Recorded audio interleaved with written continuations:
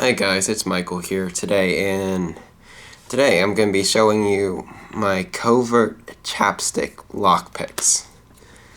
I hid lockpicks in a piece of chapstick, well, in a chapstick tube. They're not the best lockpicks, but they do work for picking locks. I'll show you. I'm going to be testing on a master lock, don't remember the exact model. It's a 40mm lock. It's locked, as you can see here. I'm gonna put pressure on it. Tension, I mean.